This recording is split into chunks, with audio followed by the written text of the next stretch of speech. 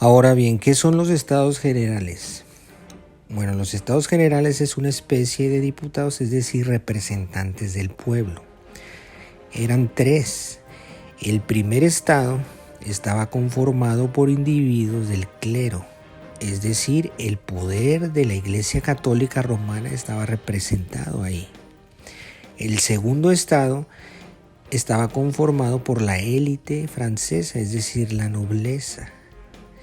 Y el tercer y último estado, ahí había individuos de las clases bajas y los burgueses, que eran los comerciantes.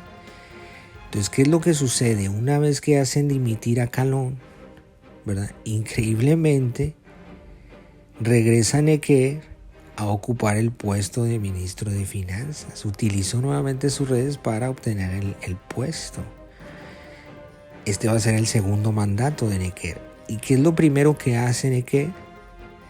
Pues manda llamar a los estados generales, algo a lo que el rey se había opuesto.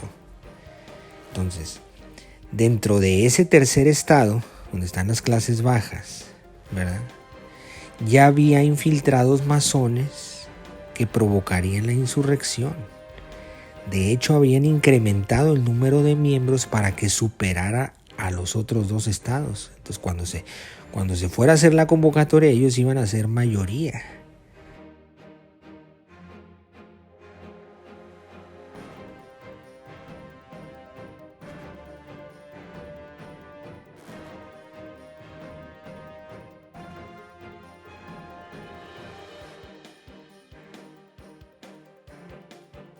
Entonces, se manda a llamar a los tres estados, ¿verdad? Inclusive dentro del primer estado, el clero, y dentro del segundo, que es la nobleza, también había masones ahí infiltrados, así que iban a participar también ahí en el complot.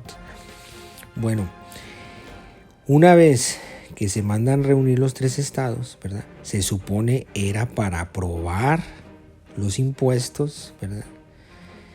Bueno, eso ya quedó en segundo término. Ahora este tercer estado estaba exigiendo, para empezar, abolir los impuestos. O sea, se supone que ellos son los que estaban promoviendo esto, ¿verdad?, que la nobleza pagara impuestos. Pero ya lo de el asunto de los impuestos quedó en segundo término. Ahora estaban exigiendo el derecho a vetar leyes, es decir, si había una ley que a ellos no les pareciera, poder anularla. Algo que se supone nomás el rey podía hacer eso. E increíblemente ahora estaban exigiendo una constitución, ¿sí?, donde venían muchas libertades civiles muy importantes, ¿verdad?, muy progresistas, obviamente. Pero esa constitución va a acabar totalmente con el poder feudal. Es decir, prácticamente le van a acotar el poder al rey. Entonces, la reunión se había hecho bajo el pretexto de los impuestos, y ahora estos individuos estaban exigiendo una constitución. Por lo tanto, no se llega a ningún acuerdo, ¿sí? El rey se retira del recinto. También el primer estado y el segundo estado, al menos la mayoría. El tercer estado de las clases bajas y los burgueses se queda inconforme y comienza la grilla, ¿sí? Pasan los días, se siguen reuniendo, ¿verdad?, exigiendo al rey esto. Días más tarde el rey va a cerrar el recinto argumentando remodelaciones, pero en realidad quería evitar que se siguieran reuniendo. De nada sirve porque van y se congregan en una cancha de juego de pelota de ahí cerca, y es ahí donde van a hacer el famoso juramento de no ceder hasta darle a Francia una constitución. El rey hace dimitir a Necker, ¿sí?, al ver esto, que era su segundo mandato, y aparece Marat y Desmoulins, los famosos personajes de la revolución, y ellos son los que van a incitar a la gente a rebelarse. Marat y Desmoulins son masones.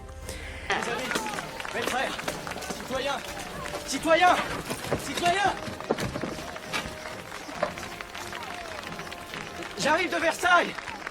Le roi a renvoyé Necker. Citoyens, c'est le signe. C'est le signe d'une Saint-Barthélemy pour les patriotes.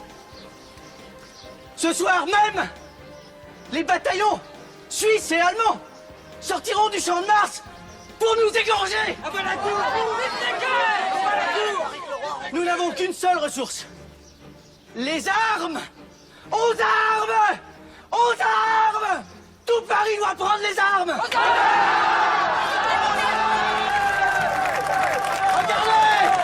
La femme police est ici. Oui, c'est moi qui appelle mes frères à la liberté. Et vous ne m'aurez pas vivant. Et je saurai mourir glorieusement plutôt que de voir la France demeurer esclave. La reacción de Luis XVI pues es la de cualquier tirano absolutista, es decir, represión total con el ejército. Y es aquí donde aparece otra de las falacias históricas más grandes, acerca de que este pueblo, estos rebeldes, lograron forzar al rey a firmar la Constitución, ¿sí? Bueno, esta gente que venía encabezada por estos dos estaba mayormente armada con piedras, picos y palos. No tenían entrenamiento militar, mucho menos una estructura. Entonces, ¿cómo es que ellos logran vencer a un ejército bien organizado, bien armado y bien entrenado? Sí, porque recordemos, el rey, incluso en su círculo más cerrado, tenía la Guardia Suiza, ¿sí? La Guardia Suiza, que es élite dentro de los ejércitos, se rentaban como mercenarios. La Guardia Suiza, la que actualmente protege al Papa. Entonces, ¿cómo es que lograron vencerlos? Bueno, es que no los vencieron. Fueron masacrados y sin piedad por el ejército de Luis XVI. El pequeño detalle es que una parte del ejército se unió a la rebelión. ¿Sí? Había generales infiltrados que formaban parte de la conspiración. Por tanto, el ejército se enfrentó al ejército. Y así es como lograron vencer a la Guardia Suiza del rey. ¿Sí? De hecho, esos militares que traicionaron al rey son los que les dieron las armas a los sublevados, que no fue en el famoso asalto a la Bastilla. Estos rebeldes habían llegado primero al Palacio de la Marina y después al Palacio de los Inválidos, donde se les concedieron armas, alrededor de 29,000 mosquetes. Ya después fueron a la Bastilla y consiguieron la pólvora para dispararlas. Entonces ahí en el Palacio de la Marina y en el Palacio de los Inválidos no tuvieron ninguna resistencia, les dieron las armas. Estos mismos militares que estaban conspirando y traicionando a su rey. Entonces ya cuando viene el enfrentamiento, logran vencer a la Guardia Suiza, entran hasta dentro del palacio y hacen que el rey firme las reformas. ¿Sí? No lo iban a asesinar, lo hicieron que firmara. ¿Sí? Con lo cual el rey acotaba su poder. ¿Sí? Era una serie de demandas que no va a ser de tajo, ¿verdad? Va a ser poco a poco van a ir implementando más y cada vez más leyes que no solo le van a quitar el poder al rey, sino también a la nobleza y al clero francés.